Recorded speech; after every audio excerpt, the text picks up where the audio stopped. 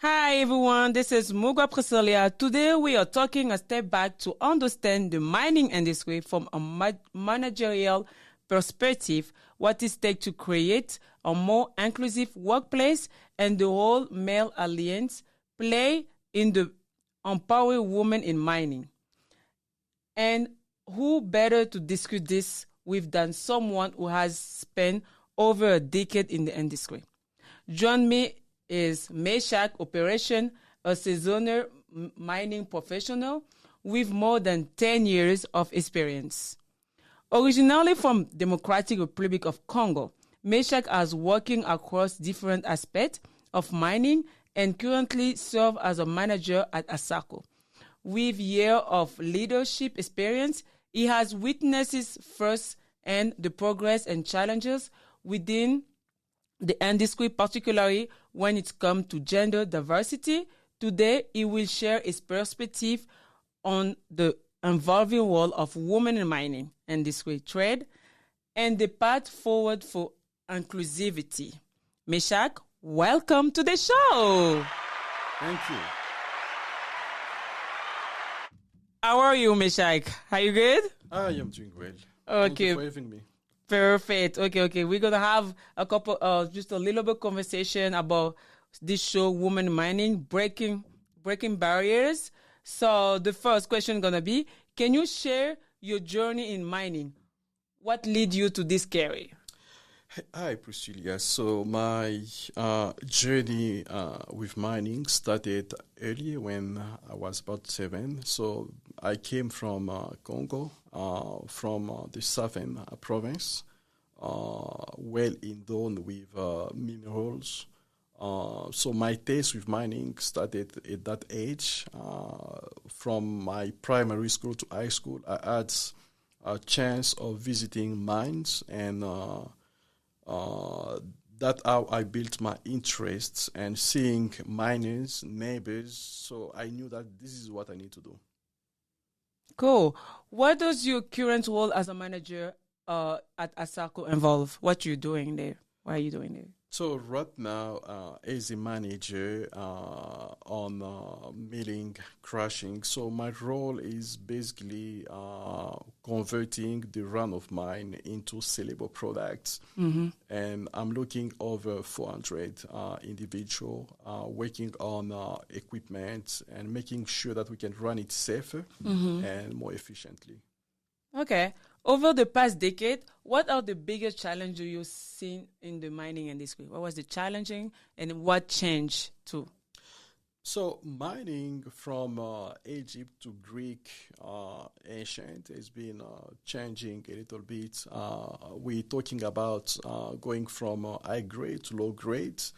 And with the challenge of improving safety, so mining has seen more automation and more safer technologies. So that kind of what has been shaping the mining industry in the last decade. Okay. So from your experience, because you have been working in the mining industry over a decade, so from your experience, how has the role of women in mining evolved? So we've been observing, and actually myself, I've witnessed many women joining the business, the mining. I've seen women at all levels, from laborers to senior management. So the field is open, and we encourage women to join. Everyone is a place at this table. And it's not science rockets because anyone can do it. No rocket science. Yeah, I hear you. What are the some what are the some biggest barrier preventing more women from entering to the mining industry? So one of the major barriers, first one is information, and when something has been labeled as a man environment, so people first need to be informed, right? Okay. So when you know that I can do this, then that's something that you can try. Second one is that inclusivity. Inclusivity, it's not just calling women to join the mining. It's making sure that we create conditions for those women to feel home, including equal pay with men, including good work and life balance. That may pose some challenges for women to join the business. Great, great. So that means I can join the business too if I want, right? Absolutely. So do you have everything for me? Yeah, I guess. Right? That's good. So have you seen an increase in women taking on leadership role in the mining industry, and how is impact? Yeah, so I've seen many women joining the mining business, including at senior management levels. So that encouraging. It means that the door is fully open for everyone to join. And when you have women in mining, then people look at this lady like, she's tough, right? She can do the job. And when you can execute, improve production, make safe operation, then you gain that respect. Even if you're seen as a tough woman, even men, when they do a good job, then they gain respect. So we have many women now in the mining industry, and that's encouraging if we can continue to see that trend. Great, great, great, great. Can you share any success story of women making a difference in the mining industry? So I'm coming from a company called Capstone, where my GM was a woman, and she's made tremendous changes and positive improvement. So that kind of a good success story to tell, where women can thrive, can make a difference. I've known multiple women at many companies that are leading the business, and they are successful, which means that we trust them. We don't look at them as women. We look at them as people very capable of turning the needle and improving the business. Great, great, great. So this one we were talking about women mining challenges and progress. So let's go to workplace culture and inclusion. So mining is often seen as a male-dominated, right? And this way, how would you describe the work culture today? So people are more understanding. You know, when you've grown up in a world male dominated, maybe you don't see that difference. But when you see that you have your manager being a woman, and then if we have other team members that got hired and are female, so we don't have those questions, because you know that your boss already is a woman. So you wouldn't question someone as being a woman. So as we're seeing more progress, many leadership positions being filled by women, that is changing the understanding and acceptance from other folks. Are you sure it's changing like men mindset? Because they used to be with like only be between men, and then you see like a woman tell you what to do. Do this, do that. Look, it changes. It's changing how drastically, because when your boss is a woman, and you know that this is my paycheck, right? Okay. So you put it like a paycheck. I need to listen to this woman. Okay. You may not accept it, but you need to follow the instructions. Okay.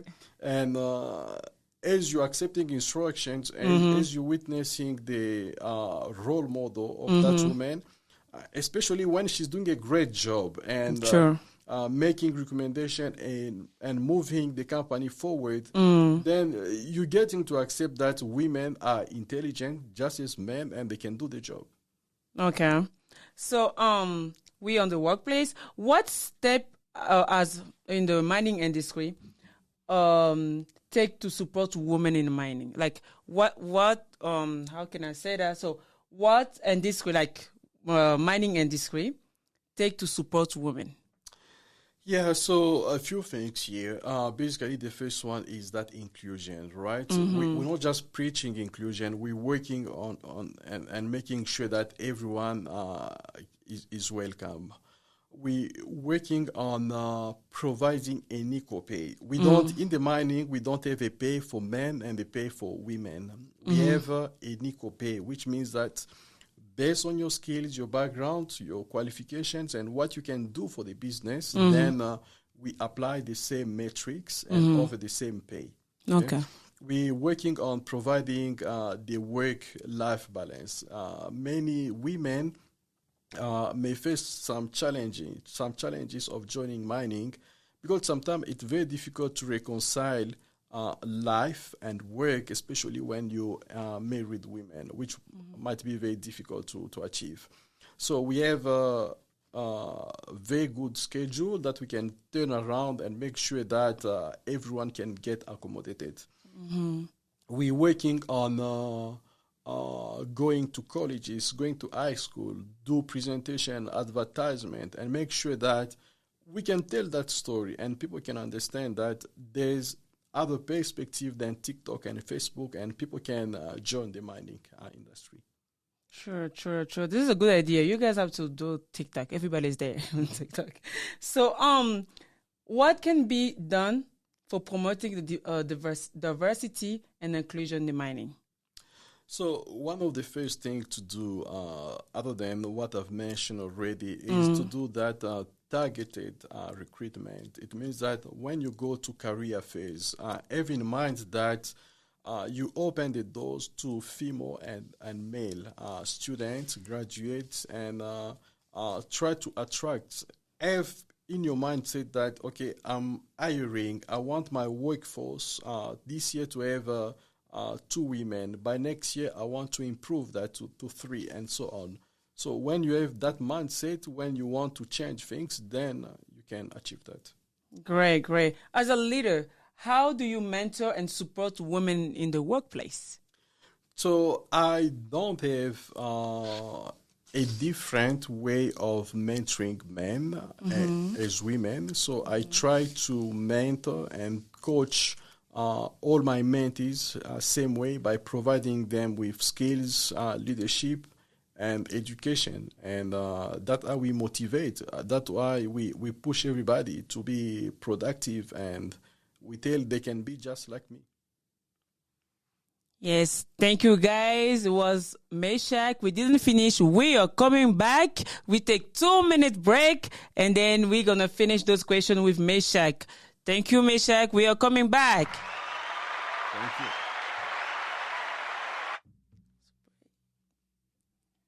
Hey, we are back. We are back with Meshack. Welcome to Women in Mining, the podcast where we highlight the challenging success and impact of women in the mining industry. I am your host, Pricilia Mugwa. Today, we are diving in a crucial conversation about the mining industry from a leadership perspective.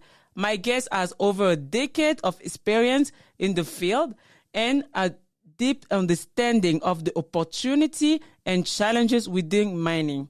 Stay tuned for insightful discussion, right? So join me today. Like I said, we still have Meshack, operational seasonal professional in the mining industry. He has been working in the mining for over 10 years and currently serves as a manager at ASACO, originally from Democratic Republic of Congo. He brings a global perspective on the industry, particularly regarding workforce development and the role of women in mining. Meshack, again, thank you for being here. Let's continue our conversation. What do you think the future of mining look like for women? Yeah. Let me see this. Yes, you deserve this. Okay. Yeah, so mining is evolving, right? And we've seen progress. We see many folks, many women joining the business. And as we're going out there and publicizing, advertising the business we're doing, we're raising new interest, and the field is open, and I'm very confident that the number we're seeing right now will be beating them, and every year will be increasing by 10-20%. What do you think the future will look like? What do you advise? Do you give to the young woman interested in pursuing a career in the mining? Yeah, to the young ladies listening to me right now, so this is not rocket science. It's something that anyone can do. And when you're looking into mining, people have some wrong ideas of seeing diamonds like stones. Mining is a word complex with multiple faces, right? When you work in the mining, you don't just pull rocks from soil, from rocks from the ground. In the mining, you have admin, you have HR, you have journalists working in the mining. So anyone can work in the mining because we have multiple departments. And if you want specifically to work as a mining engineer, then you need to go to college and do studies that will lead you to be a mining engineer or a metallurgical engineer or a geologist. So that means if you want to work in the mining, you have to get a diploma for it? Not really. In the mining, we have multiple levels, right? We're talking from about labors. We're talking from mid-senior levels. We're talking about management. So anyone can work in a mining. You can have your high school. You can have your bachelor degree. You can have your PhD. So everybody is welcome. And we have work for everyone. Okay, but different level. Yeah, definitely different levels. Okay. So not everyone can be engineer. Not everyone should work in the office. Yeah. So it depends on your skills, background, your experience, and what you can offer. Okay. And can you also work on your way up? Like you start in the bottom and then you go up and you become a manager? Absolutely. Okay. So everyone can work their way up. We offer training. We offer multiple options and possibility for people to go do studies. I'll probably give an example for my current company where we can pay even tuition fees for people to go and get certifications, learn something. That one's great. For the career development. That one's good. The tuition fee one, I want that part. So what has been the most rewarding part of your career? Yeah, so what I see like the most rewarding part of my career is working on what I call a debottlenecking program. It means that when I work as a manager, I don't see problems. I see challenges and opportunities. And when I look at my role as manager is to see what is that thing that I can do to cut costs and to increase production. And you need to be able to debottleneck. And right now in my current position, for the last 2 months, I've been working on improving tonnage, which means we went from 400 tons per hour to 700. So that kind of substantial increase, there's no magic. It's not rocket science. It's to understand the people, the equipment, and the techniques we're using and how to reshuffle things and make sure that we're improving things. If you could change one thing about the mining industry, what would it be?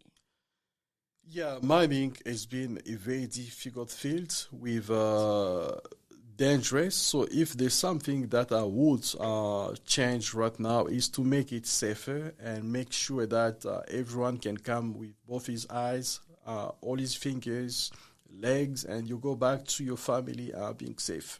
So every day we're working on making sure that we provide that safe operation to our folks.